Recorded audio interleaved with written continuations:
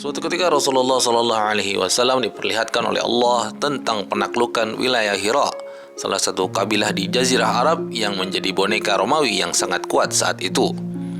Kelak Hira akan dikuasai oleh pasukan umat Islam di masa kepemimpinan Umar bin Khattab, kata Rasulullah Shallallahu Alaihi Wasallam.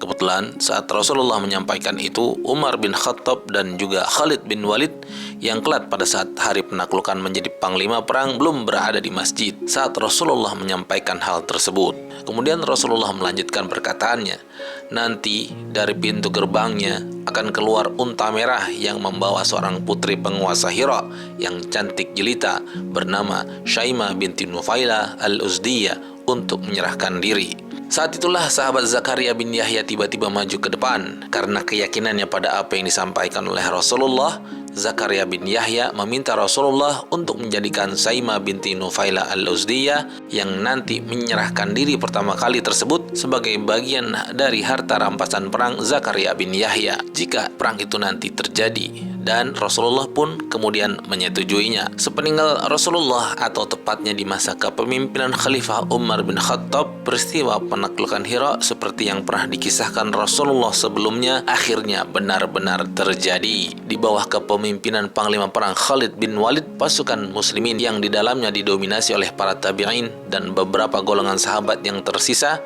termasuk sahabat Zakaria bin Yahya, akhirnya benar-benar bisa menundukkan Hira yang saat itu di bawah kepemimpinan Abdul Masih bin Nufailah al-Uzdiyah. Persis seperti penuturan Rasulullah Shallallahu Alaihi Wasallam. Ketika itu Syaimah binti Nufailah al-Uzdiyah, perempuan cantik bercadar hitam yang juga adik kandung Abdul Masih, benar-benar keluar dari pintu gerbang untuk menyerahkan diri kepada pasukan muslimin dengan menggunakan unta merah.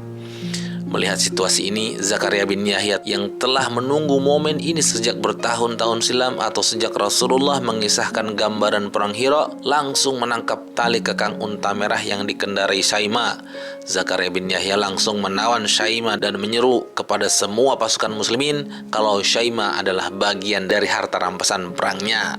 Melihat hal ini, pasukan muslimin yang sebagian besar golongan tabi'in dan tidak mengetahui kronologi permintaan Zakaria bin Yahya kepada Rasulullah terkait Syaimah, jadi mempertanyakan ulah Zakaria bin Yahya tersebut.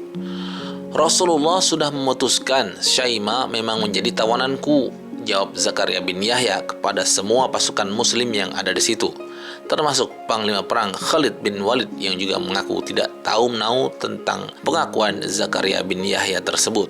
Beruntung di antara pasukan muslimin ada 2 orang dari golongan sahabat yang masih mengingat peristiwa di masjid saat Rasulullah menyetujui permintaan Zakaria bin Yahya menjadikan Syaimah sebagai bagian harta rampasan perang atau tawanannya, yaitu Muhammad bin Maslamah dan Muhammad bin Bishr yang akhirnya memberi kesaksian untuk klaim dari Zakaria bin Yahya tersebut. Akhirnya Syaimah binti Nufailah al-Uzdiyah benar-benar menjadi tawanan Zakaria bin Yahya. Sesaat setelah sang adik menyerahkan diri kepada pasukan muslimin, Abdul Masih bin Nufailah al-Uzdiyah akhirnya menerima perdamaian dan ingin menebus adiknya yang ditawan oleh Zakaria bin Yahya.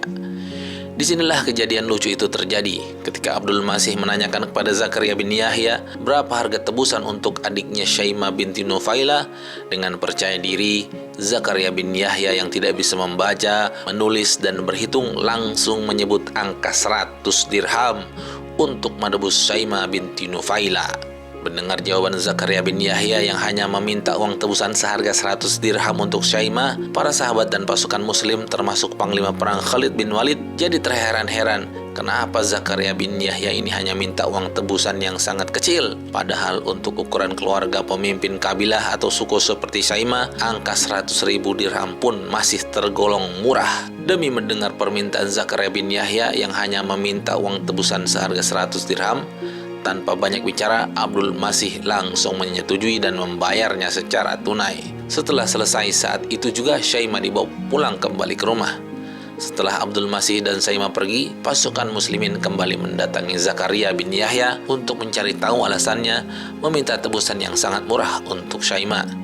Wahai Zakaria, kenapa engkau mengasih angka yang sangat murah 100 dirham saja untuk adik dari Abdul Masih tadi? Lalu Zakaria pun berkata kepada para sahabat Nabi, Memangnya ada angka yang lebih tinggi dari 100 dirham?